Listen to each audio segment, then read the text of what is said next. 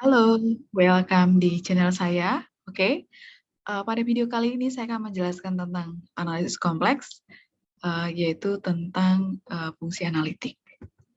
Nah, di fungsi analitik kita akan pelajari beberapa hal ya. Nah, tapi sebelumnya jangan lupa untuk di-like videonya dan jangan lupa untuk di-subscribe ya.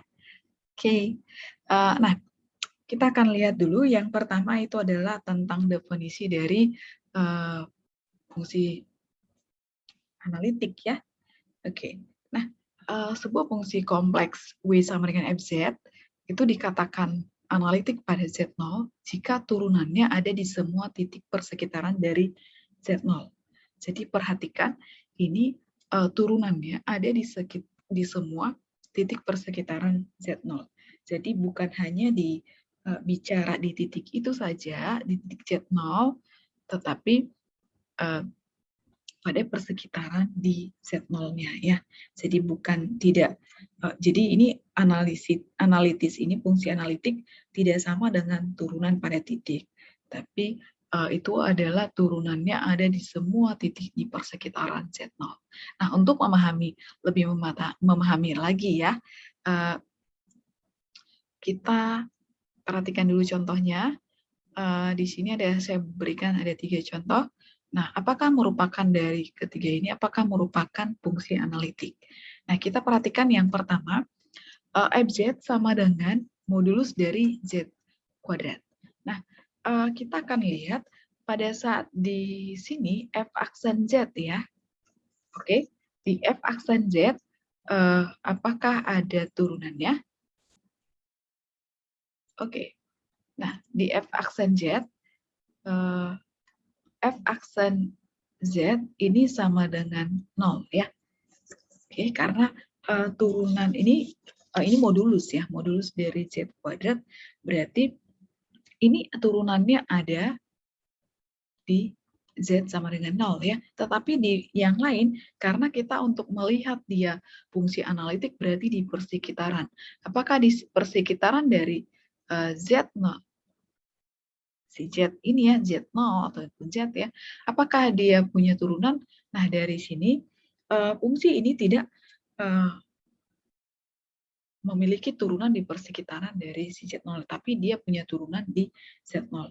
Jadi F aksen Z itu tidak ada pada saat Z itu di bilangan kompleks selain dari 0 ya, sehingga fungsi ini tidak analitik ya, bukan fungsi analitik. Saya buatkan di sini berarti bukan fungsi analitik. Oke, karena apa tadi? Karena setiap persekitaran di setiap persekitaran ini tidak terdiferensial ya. Nah, kemudian yang kedua fungsi FZ sama dengan seper Z. Nah, ini terdiferensialkan ya. Jadi kalau kita buat keturunannya ya, F aksen Z berarti ini adalah minus ini ada ya. Jadi dari setiap titik Z Z0 gitu ya. Ini di persekitarannya akan selalu nilai punya turunan ya. Jadi bisa diturunkan sendiri F aksen Z dari sini adalah 1 per Z ya, Z pangkat min 1 berarti adalah min 1 Z pangkat min 2. Jadi di persekitaran dari setiap titik ini itu terdiferensialkan ya, ada di sekitar sini. Dia terdiferensial. Nah, ini menunjukkan bahwa ini adalah maka ini fungsi F ini adalah fungsi analitik pada domain. Coba perhatikan, tapi domainnya di semua bilangan kompleks kecuali Z-nya tidak sama dengan 0 ya. Z-nya tidak boleh sama dengan 0. Domainnya adalah semua bilangan kompleks. Saya bisa tuliskan di sini domain adalah semua bilangan kompleks kecuali Z sampai dengan 0. Oke, kemudian yang ketiga, FZ sama dengan 1 per Z dikurang I kuadrat. Nah, ini memiliki turunan juga ya. Jadi di setiap persekitaran kalau kita buatkan di sini, pada saat domainnya Z-nya tidak sama dengan I ya. Jadi kalau kita gambarkan di sini, ini adalah I. Nah, di I ini, di setiap persekitarannya ini, fungsi ini memiliki turunan. Pasti ya, dia punya turunan. Nah, makanya dia terdiferensial di setiap Z dengan Z tidak sama dengan I, sehingga ini merupakan adalah fungsi analitik. Begitu ya. Jadi untuk memeriksa dia fungsi analitik atau bukan, maka kita periksa apakah dia punya turunan di persekitaran dari titiknya ya. Nah, kita akan lihat berikutnya itu adalah tentang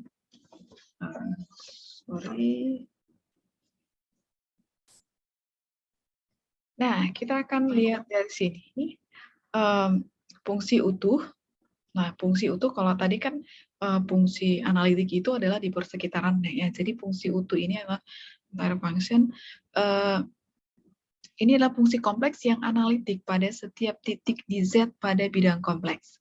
Jadi namanya fungsi utuh ya. Kalau hanya di persekitaran tadi adalah namanya fungsi analitik. Nah, untuk fungsi utuh berarti fungsi kompleks yang analitik pada setiap titik di Z pada bidang kompleks. Oke. Ini ada contohnya ya. Itu adalah pada fungsi polinomial dan fungsi rasional. Nah, pada fungsi polinomial, kita buatkan bentuk umumnya VZ sama dengan ANZ. Pangkat N ditambah AN dikurang 1, Z pangkat N kurang 1, sampai dengan tambah dengan A1, Z ditambah dengan A0. Nah, pada di mana N-nya dengan catatannya, N itu adalah non-negatif integer, ini merupakan fungsi utuh. Oke, karena memang di setiap titiknya itu, di setiap dari titik pada bilangan, pada setiap titik Z ya pada bilangan kompleks, maka ini adalah analitik ya. Jadi di persekitarannya itu memiliki turunan persekitaran si Z ya. Nah, kemudian yang kedua adalah di fungsi rasional, FZ sama dengan PZ dikurang PZ per QZ ya. Di mana di sini P dan Q itu adalah fungsi polinomial juga. Ini adalah analitik pada domain D yang tidak mengandung QZ sama dengan 0. Jadi di sini analitik pada domain D dengan QZ-nya tidak sama dengan 0. Nah, itu untuk yang fungsi utuh di fungsi polinomial dan fungsi rasional. Nah, kita akan lihat, nah pada saat dia di titik Z0 ya, bisa saja dia tidak analitik. Nah, itu yang disebut dengan titik singular. Nah, sebuah titik Z pada fungsi kompleks W sama dengan FZ, ini yang membuat di titik tersebut gagal menjadi analitik ya. Itu disebut dengan titik singular. Oke, nah kita lihat contohnya. FZ sama dengan 4Z per Z kuadrat dikurang dengan 4Z ditambah dengan 2. Tadi fungsi polinomial dan fungsi rasional ya, itu adalah fungsi utuh. Ya, itu adalah fungsi yang utuh, tapi tidak pada domain yang membuat nol ya. Nah, ini titik singularnya adalah pada saat titik 1 ditambah I dan 1 dikurang dengan I. Nah, berarti di sini kalau kita perhatikan, sebentar. Nah, kalau misalnya tadi fungsi ini memiliki turunan ya di persekitaran dari si Z ke persekitaran si Z ya, kecuali pada saat pembuat nolnya ini ya, penyebutnya ini berarti sama dengan 0, berarti Z kuadrat dikurang 2Z ditambah 2, ini tidak sama dengan 0, maka dia adalah fungsi yang analitik. Oke, nah tapi di sini kita akan lihat di sini ada titik singularnya pada saat di titik ini yang pembuat nolnya ini berarti ya di 1 tambah I dan 1 dikurang I itu dia tidak analitik ya. Nah itu yang disebut dengan titik singular. Berarti dari sini Z kuadrat dikurang 2Z ditambah 2 sama dengan 0 ya. Berarti pembuat nolnya kalau kita bisa buatkan mencari akar-akarnya itu berarti adalah sama dengan mencari akar-akar bilangan real ya, hanya memang dia pakai bilangan kompleks ya. Berarti Z12 itu sama dengan min B plus minus akar dari B kuadrat dikurang 4AC ya, per 2A. Berarti ini adalah menjadi 2 plus minus 4 B kuadrat berarti akar dari 4 dikurang dengan 4AC berarti adalah 8 per 2 ya. Berarti sama dengan bisa kita tuliskan ini menjadi 4 dikurang 8 minus 4 ya, berarti adalah 2 plus minus 2I per 2 atau boleh kita tuliskan adalah 1 plus minus I. Nah, yang disebut dengan titik singular berarti adalah yang membuat ini tidak merupakan fungsi analitik di titik tersebut ya, yang gagal menjadi analitik. Nah, berarti titik singularnya adalah 1 ditambah I dan 1 dikurang dengan I. Oke, kemudian, nah berarti pada titik-titik yang di sini, pada fungsi-fungsi ini, berarti titik singularnya ini adalah pada saat Z-nya tidak sama dengan, berarti pada saat, ini berarti kalau yang nomor 1 tadi adalah tidak analitik ya, berarti yang untuk yang di sini berarti titik singularnya adalah Z sama dengan 0. Kalau yang di sini yang Z sama dengan 1 per Z dikurang I kuadrat berarti titik singularnya adalah Z sama dengan I. Oke. Kemudian kita lihat lagi untuk analisis penjumlahan, perkalian, dan pembagian. Nah, ini berlaku ya pada penjumlahan FZ tambah GZ dan juga pengurangan fungsi FZ dikurang dengan GZ. Kemudian pada perkalian juga ini adalah analitik. Ya, jadi merupakan fungsi analitik di penjumlahan, pengurangan, perkalian fungsi ya. Dan FZ per GZ analitik di mana GZ-nya tidak sama dengan 0 pada domain ya. Oke.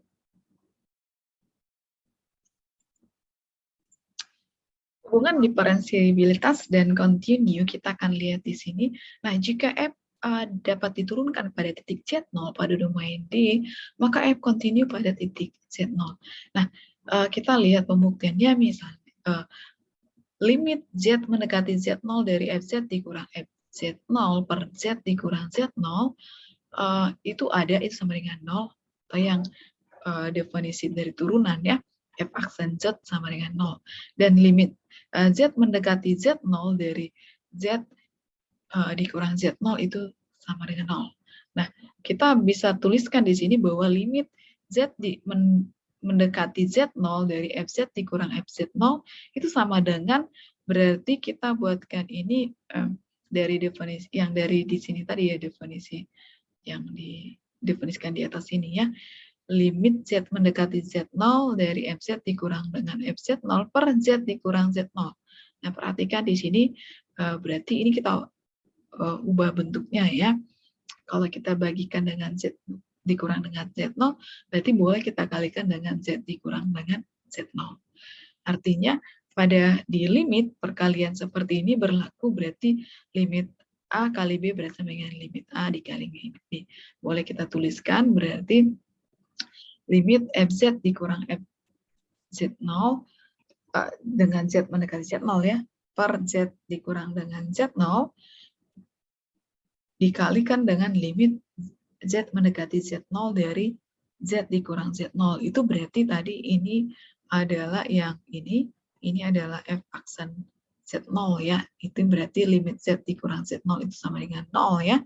Maka hasilnya adalah 0. Artinya boleh kita simpulkan kalau ini sama dengan 0 ya, limit Z dikurang dengan limit Z mendekati Z0 dari FZ dikurang FZ0 itu sama dengan 0. Artinya berarti limit FZ sama dengan FZ0. Ya. Artinya maka F di sini adalah F-nya kontinu pada Z0. Oke. Demikian penjelasan saya tentang fungsi kompleks. Thank you sudah menonton videonya. Jangan lupa di like dan subscribe ya. Thank you.